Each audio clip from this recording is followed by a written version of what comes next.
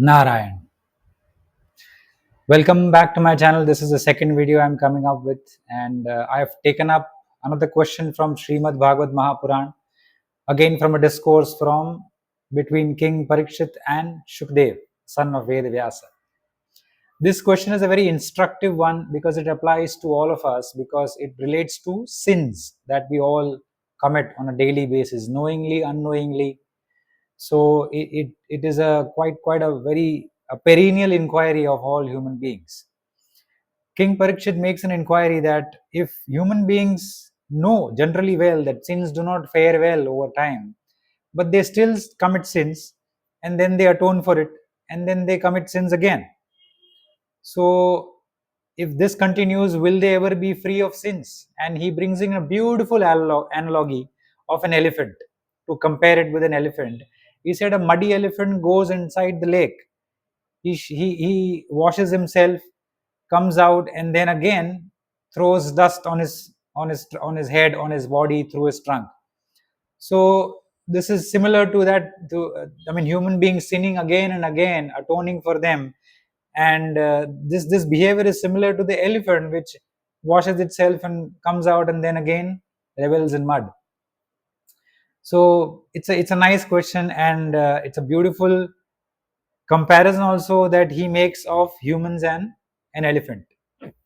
एक हाथी जब धूल मिट्टी में खेला हुआ हाथी जब सरोवर में जाता है, स्नान करता है, और स्नान करके बाहर आते ही तुरंत अपनी सूंड से फिर से अपने शरीर पे, अपने सिर पे मिट्टी डाल लेता है, तो उसका नहाया हुआ व्यर्थ गया. तो सुखदेव परीक्षित राजा कहते हैं कि वो नहाया ही क्यों, और ये वापस चलता रहता है. सो मनुष्य अगर पाप करता है फिर स्वच्छ होने के लिए प्रायश्चित करता है, जैसे हाथी स्वच्छ होता है सरोवर में जाके, बाहर आके फिर सूंड से मिट्टी डाल लेता है. जो मनुष्य प्रायश्चित के बाद पुनः पाप करते हैं, तो ये जो अगर निरंतर चलता रहेगा तो क्या मनुष्य पूर्ण रूप से पाप से मुक्त हो पाएगा? क्या यह संभव है? ये मूल प्रश्न है. और Sukhdev answers beautifully. He says, हाँ परीक्षित, यू आर राइट, आप सही हो कि मैंने ये आपका जो ऑब्जर्वेशन है ये एकदम बिल्कुल सही है. ये तब तक चलता रहेगा जब तक हम हमारे पाप करने की वृत्ति पे प्रहार नहीं करेंगे. This will continue because until and unless we don't attack the propensity of sinning, sins will not leave us. We will have this propensity to sin now and then when opportunity presents itself to us. So पाप करने की वृत्ति पे जब प्रहार करेंगे तभी ही पाप से मुक्त हो पाएंगे. और पाप करने की वृत्ति पे प्रहार करने के लिए जो साधन है, क्योंकि कोई भी कार्य के लिए साधन की आवश्यकता होती है, जो साधन है वो ये कहते हैं कि हमें जप तप व्रत यज्ञ दान सत्यव्रत बनना, हमें स्वच्छ रखना, हमें ब्रह्मचर्य का पालन करना, ये सब इत्यादि, ये सब जो साधन कहे गए हैं, वो साधन इन्होंने स्पष्ट रूप से कहे हैं कि ये अगर साधन हम अगर हमारे हमारे हृदय में धारण करें, हमारे जीवन में धारण करें, हमारे आचरण में ही धारण कर दे, तभी हम ये पाप करने की जो वृत्ति है उसको शांत कर पाएंगे. So one is internal and external purity. We have to be pure inside the body, inside our mind, speech and body. We have to be pure wherever we are. So the external place, wherever we are, we travel, we live at home, we have to keep our surrounding beautiful and free of dust and dirt. The second is truthfulness. Now truthfulness is a very important medium. He says we have to be truthful to our own self and we have to be truthful to others as well. हमें अपने आप से भी सत्य बोलना है और हमें दूसरों से भी सत्य ही बोलना है.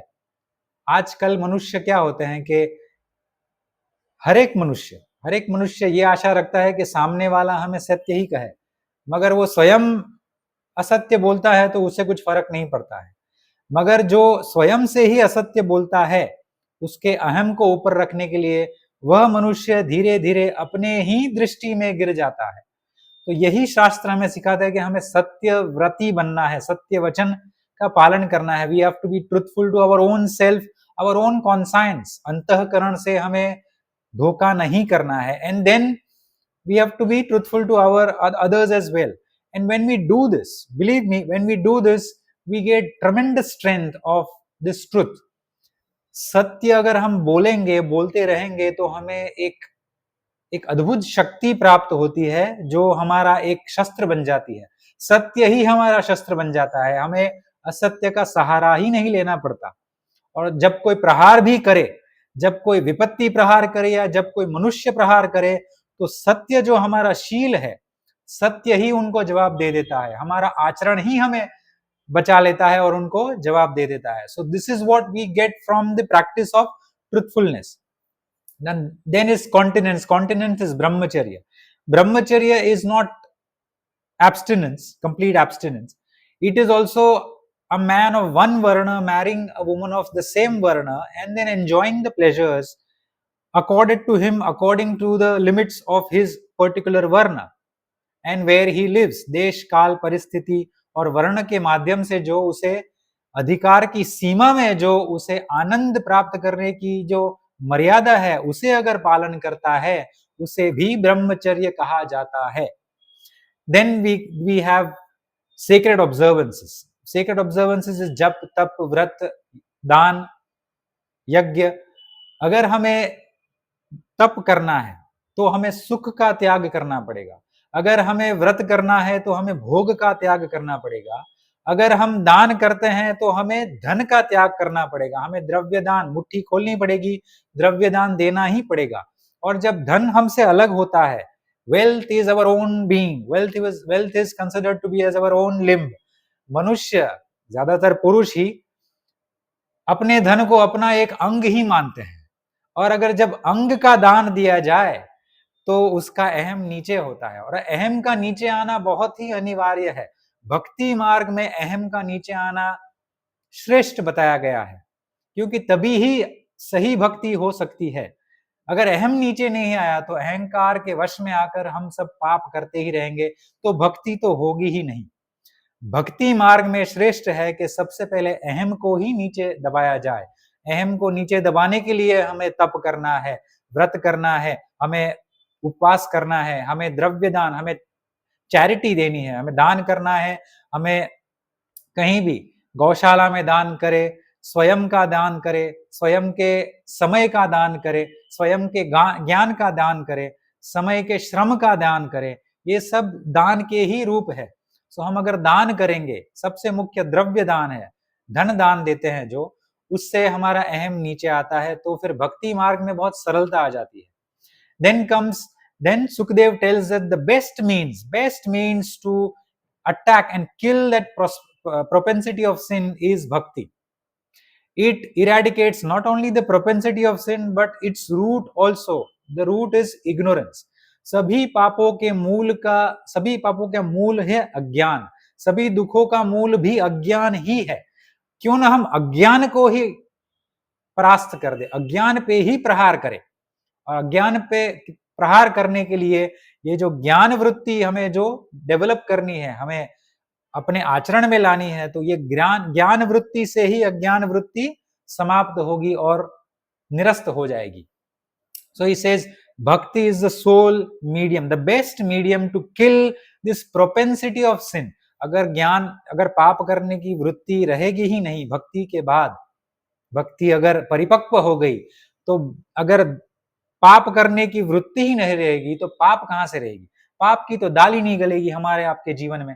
तो पाप करने की वृत्ति पे ही अटैक किया जाए, यही श्रेष्ठ मार्ग, सबसे श्रेष्ठ मार्ग। और उसी के लिए सुखदेव ने भक्ति मार्ग का हमें सलाह दी है कि भक्ति मार्ग सबसे श्रेष्ठ है, सबसे सरल है, और उसे कोई भी कर सकता है। और भक्ति कैसी होनी चाहिए? जैसे एक नदी उछलती हुई आ रही है पर्वत के नीचे, और धीरे धीरे नीचे आकर ही वो सागर में समा जाती है, वो सागर में सागर के साथ एकत्व प्राप्त कर लेती है। नदी जब सागर में समाती है तो नदी अपना अस्तित्व ही खो बैठती है, वो स्वयं सागर हो जाती है।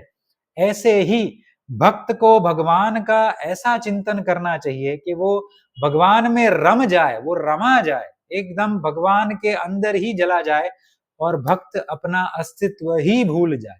ऐसी ही भक्ति होती, इसी ही भक्ति कहते हैं। दिखावे की भक्ति की बात यहाँ नहीं हो रही है। जो श्रेष्ठ भक्ति है, भक्ति कैसी होती है, वो ऐसी ही होती है, वो सुखदेव कहते हैं। और एक बात सुखदेव भी यहाँ आगाह करते हैं कि अगर कोई मनुष्य ने पाप किया है और उसे ज्ञात है कि मैंने पाप किया है, अगर वो प्रायश्चित नहीं करता है, प्रायश्चित क्या है, शास्त्र की मर्यादा से जो लिया गया जो प्रायश्चित है, कौन से पाप के लिए कौन सा प्रायश्चित है, या आप गुरु से प्राप्त करें या शास्त्र से प्राप्त करें, अगर वो प्रायश्चित आपने नहीं किया इसी जीवन में, तो आपको उस पाप का फल भोगना पड़ेगा। ये इसके लिए आप तैयार रहिए। ये मैं भी नहीं हटा सकता, ऋषि भी नहीं हटा सकते, देवता भी नहीं हटा सकते। यहाँ की भगवान स्वयं जब अवतार लेते हैं, कृष्ण, राम, परशुराम इत्यादि के रूप में, वह स्वयं भी शास्त्र की मर्यादा का पालन करते हैं। ये हमें सर्वदा याद रखना चाहिए। अगर हम इतने बड़े हो गए कि हम शास्त्र से ऊपर चले गए, तो ये याद रखिए, हम सभी के भगवान जब अवतार लेते हैं, उन्होंने भी शास्त्र की मर्यादा का पालन किया था। तो हमारे आपके लिए तो शास्त्र भगवान से कम होने ही नहीं चाहिए। So I end up this question here, and I'll come up again with a new question, new interesting discourse of these esoteric discourses. अगर आपको ये पसंद आया हो तो आप इसे शेयर कर सकते हैं अपने ग्रुप में। अगर सब्सक्राइब करना है तो सब्सक्राइब भी कर सकते हैं। You can consider subscribing even if you don't. मुझे कोई ऐसा वो नहीं है कि आप मेरे सब्सक्राइबर बढ़ाए, पर मुझे ये एक ही है कि आप सभी गोवर्धन मठ चैनल यूट्यूब को अवश्य फॉलो करें। You follow that channel without fail, because वहीं से आपको संपूर्ण ज्ञान मिलेगा और वहीं पे आप सभी का कल्याण है, सभी का कल्याण। So I urge all of you to follow the channel called Govardhan Mutt without fail and learn the wisdom that he offers for free. In this era, he offers it for free, which is so special and so secretive. I thank you all. I take your leave and I'll come up with a new question again. Shiva Shankara Pralayankara.